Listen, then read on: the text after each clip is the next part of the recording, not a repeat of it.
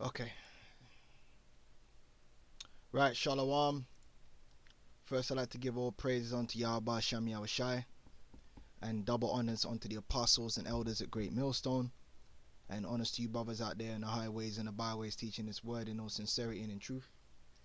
And shalom to you brothers out there that's listening and learning and supporting the ministry. And shalom to the sisters as well. And in this lesson, I'm going to go into some of Egypt's history. And I'm going to focus in on the age where the line of Ptolemies ruled in Egypt. And I'm going to show you that Cleopatra was indeed a so-called white woman. Okay, in fact, an Edomite. Okay, because you got a lot of these black consciousness people. They want to argue that because Cleopatra was an Egyptian pharaoh or whatever, that she had to be so-called black. But you got to understand that the original Egyptians were a people of color, but they lost the supremacy over their own land when they were conquered by the so-called Greeks, which the particular people that were calling themselves Greeks at that time, the higher up the power structure were actually Edomites out of Macedonia. And I'm basically going to show that and bring some information out of a book. Let me get the book up for you. The book is called the Leroux Encyclopedia of Ancient and Medieval History, because it's got some good information in there, and bring out some scriptures as well, of course, to back it up. All right, and I'll show you the book here. Let me make sure I got the book here. This is a very good book. If you could get it on the cheap, you know, you can afford it. It's got a lot of good information in there. It's a good resource to have. Okay, the Leroux Encyclopedia of Ancient and Medieval History. Okay. All right, so the first point I want to make is you had Edomites who migrated up into Macedonia and those regions and established themselves. How can we prove this? Well, when you go to a man in the scripture known as Haman, who is recorded in the book of Esther, we read here, I'm going to go straight, just bring it out. You can do your further research. Haman, also known as Haman the Agagite, or Haman the Evil, is the main antagonist in the book of Esther. Now, the book of Esther is set during the time of the Persian Empire. All right, it says, who, according to the Hebrew Bible, was vizier in the Persian Empire under King Ahasuerus, traditionally identified as Xerxes I. As his name indicates, Haman was a descendant of Agag, the king of the Amalekites, a people who were wiped out in certain areas by King Saul and David. So we see that the Amalekites were not completely wiped off the face of the planet, that certain of their descendants still existed even after the days of Saul and David. Now we have Haman. Now, when you go into the scriptures and you read about Haman, here in the additions to Esther 7 and 10, it gives you some extra information regarding Haman. Now, Haman, or Ammon, a Macedonian, the son of Amadatha, being indeed a stranger from the Persian blood, because the Persians were Elamites. Haman was not an Elamite, he was an Edomite. Okay, heralding from the region known as Macedonia. Now, where is Macedonia? Let's get that up, where Macedonia is. Macedonia.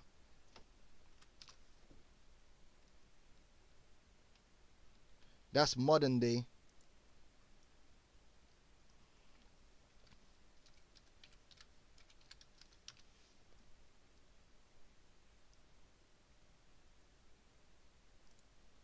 See if we can get it up. A resource that shows you where Okay.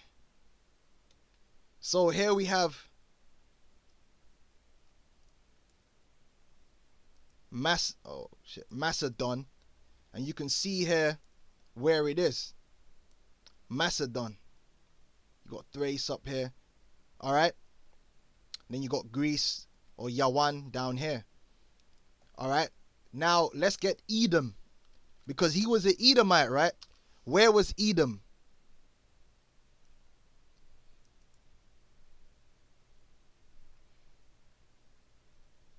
Why am I going on the maps? Crazy. Right. So we see that Edom, the kingdom of Edom, is situated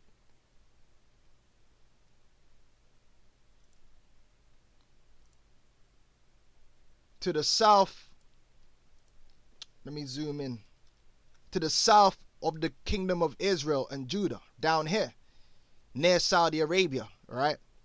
So if we go to a world map, just to give you an idea of the distance on what we're talking about, let's go to maps. I just want an image of the world. Okay, let's zoom out into the world.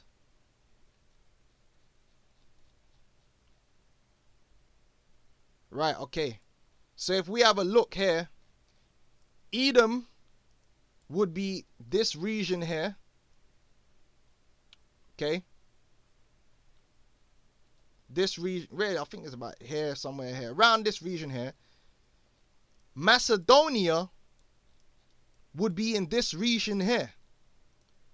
So understand that the scriptures is telling us you had an Edomite who was residing, who was hailing from Macedonia. But the homeland, their origin, their inheritance that the Lord gave them was over here. So when you hear people talking about how Edom was destroyed during the time of the Roman Jewish wars by the Romans, what they don't understand is, yeah, Edom was destroyed, but not all the Edomites were destroyed, because you had Edomites that were up in Macedonia, up in Rome, and these regions. The Edomites were not only in Edom, and they were no longer calling themselves Edomites. Many of them were calling themselves Macedonians, Romans, etc. They were calling themselves by the lands that they migrated to. So that cuts the whole notion that you got people out there teaching that, oh, well, the Romans destroyed Edom. Because it is, the Romans destroyed Edom. The Romans did destroy Edom. Which the Romans were Edomites. To the most part. They did destroy Edom, but they didn't destroy all of the Edomites. Because what about the Edomites that's even recorded that were the Romans destroy? Let's see if we could get that history. Oh, Romans destroyed Edom, Salakia.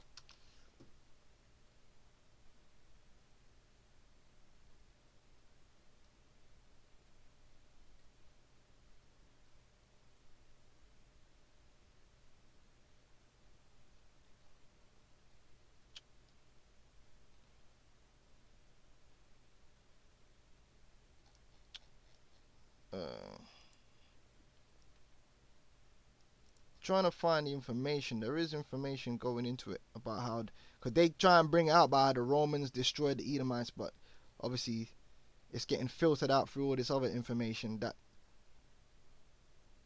okay, so they were finally destroyed with the Jews in 70 AD by Roman General Titus. Okay, so history records that basically Edom was destroyed in 70 AD, but not the Edomites. Okay, because we read in here that Haman was a Macedonian and an Edomite. Now, when you jump down, this is going to be key. Haman, what he was trying to do, the whole reason why he got himself into that position, he got himself in the Persian kingdom, was he sought to establish the Macedonians, which were Edomites, as rulers over the world in the place of the Persians. He was a plant. He was a secret agent. It says, verse 14, for by these means he thought finding us destitute of friends to have translated the kingdom of the Persians to the Macedonians. But it wasn't time for the Edomites or the Macedonians to gain the kingdom, the world. That would come later through Alexander the Freak, who was an Edomite. So, Haman the Edomite, you with me so far? So when we read about Ptolemy now, let's go into the history. Let's fast forward in history during the time of Alexander. First Maccabees 1:1, and it happened after the Alexander, son of Philip, the Macedonian. Now, Philip was an Edomite. The Edomites was ruling in Macedonia, who came out of the land of Chittim, had smitten Darius, king of the Persians and the Medes, that he reigned in his stead the first over Greece.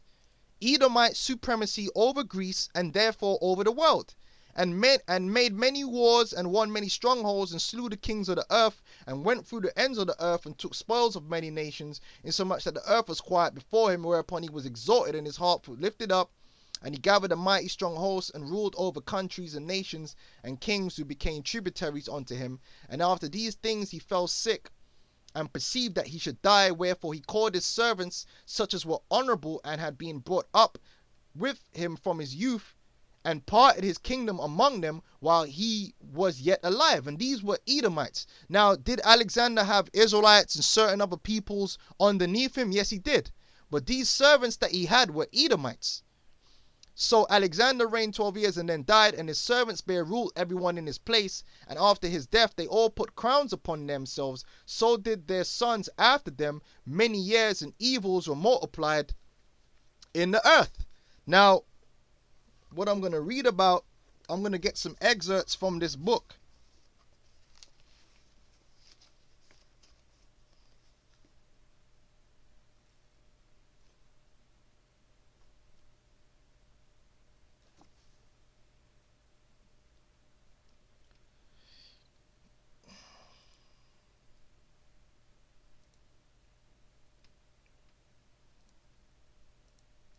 So this is the book the excerpts are coming from. Oh man, I wasn't even showing the maps. Yeah, just to recap, there's Macedonia and Edom is here. Okay, just a quick in case you didn't see. So Macedonia, this is how far Macedonia is from Edom. Okay, so you had Edomites living in Edom and you had Edomites living up in this region too. Alright, so let's jump back. I want to read some excerpts from this book. So this is page 149. It says, Macedonia at the ascension of Philip II. When in 359 BC Philip II came to the throne of Macedonia, his country was still barbarous in the eyes of the Greeks. Now, in the Greeks, you had Israelites, like the Spartans that were there, and you had Japhites, and you also had Israelites, okay? Hellenism had, however, already penetrated Macedonia. Her kings, at least, were themselves much affected by Greek culture and attracted Greek poets and artists to the Macedonian court. So the Macedonians incorporated Greek culture into themselves, but they ended up ruling over the whole of Greece. Edomite supremacy. Now, the point I really want to get to, I want to jump to the Hellenistic monarchies. Because we read about the 4 servants that established themselves as monarchies, and they separated themselves up into let's get see if we can get a map.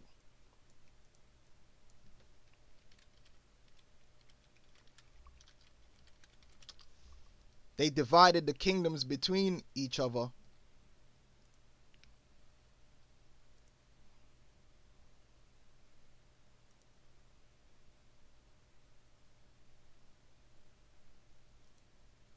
See if this is a good map. I can't get it.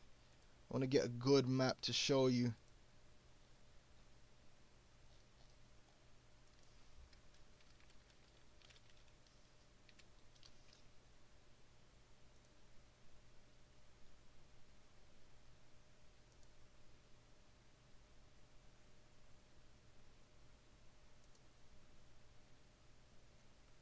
Alright, so this is basic. This wasn't from the beginning, but you had the Ptolemaic kingdom, Antigonid kingdom, the Seleucid kingdom. You had Cassander as well. but he got ate up real quick.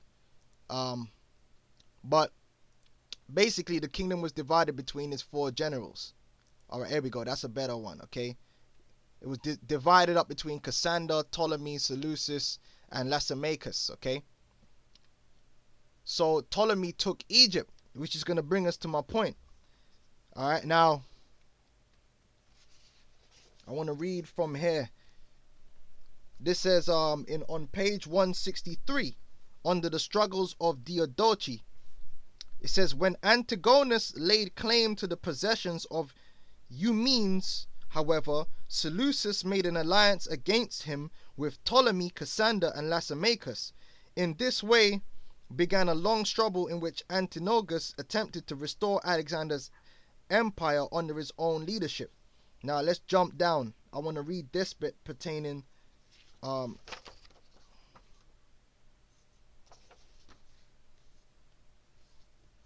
so it tells you about these different men, right? I want to jump across the page.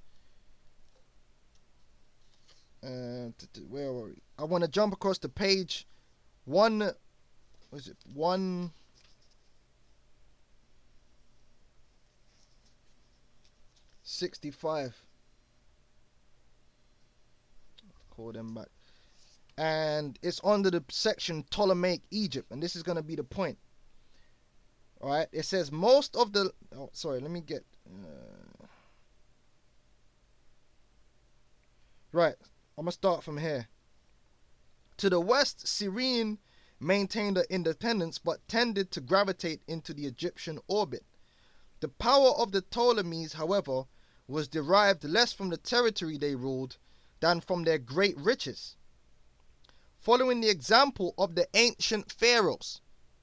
Alright, so when Ptolemy established himself in Egypt with the supremacy over Egypt, okay, Salakia.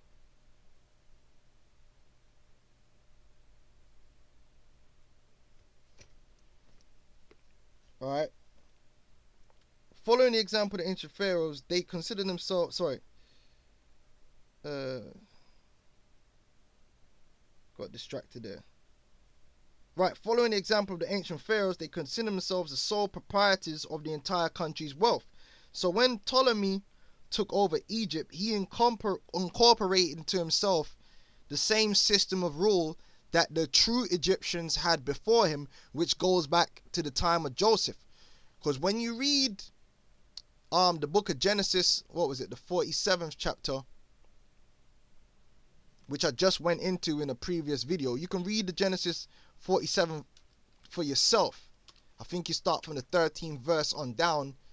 You read about how through the famine, the Pharaoh basically bought the people and all their land. So the pharaohs from the time of Joseph onwards became the sole proprietors of the entire country's wealth. That is recorded. When that began is recorded in the Holy Scriptures, and that began during the time of Joseph. All right, and when the Ptolemies took over Egypt, they retained that structure of rulership, so to speak.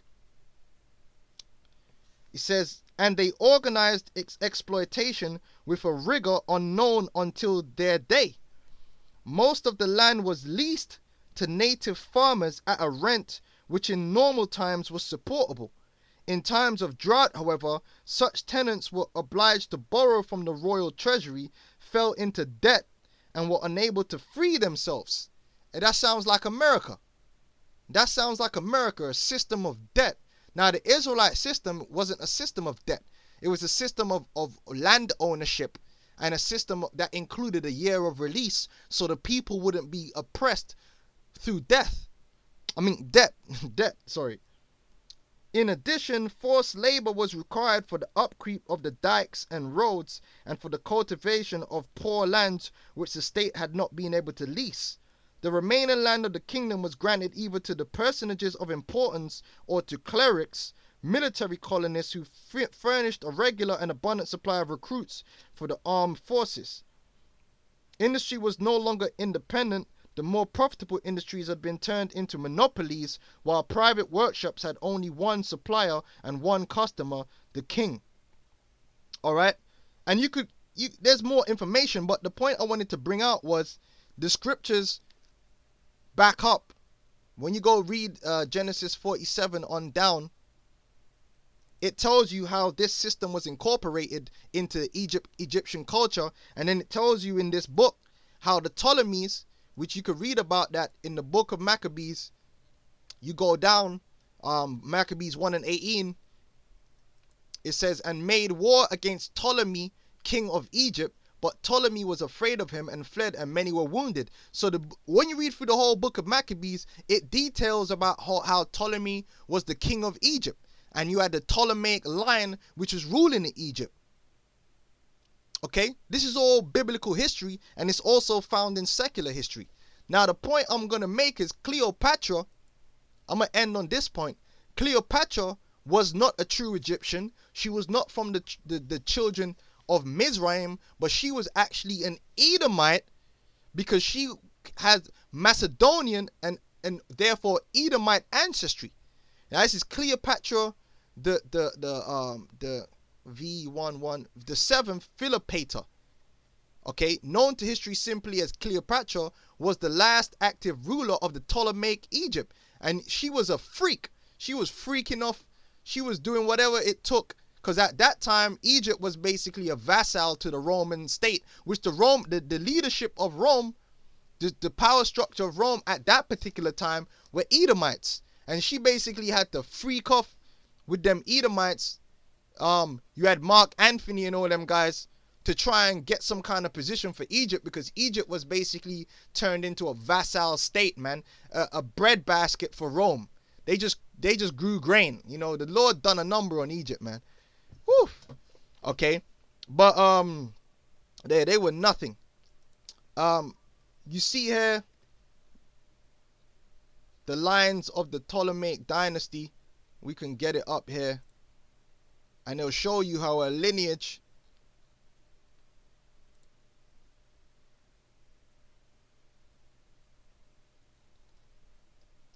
goes back to Ptolemy of Macedon. Okay, and they would intermarry with other Macedonian dynasties like the Seleucids and so forth. So in actual fact, Cleopatra was really an Edomite. She wasn't a so-called black woman of Egyptian or Israelite heritage. All right, so if they put a so-called white woman in a movie and they to play Cleopatra, it actually would be historically accurate. Okay, and that's just a fact. At one time, the so-called white man did rule in Egypt during the time of the Ptolemies. All right, and again, all this history can go back to the scriptures. That's why you got to read the book of the Maccabees. That's why you got to read the Bible. It's accurate history. Okay, so let me just try and hit up, see what.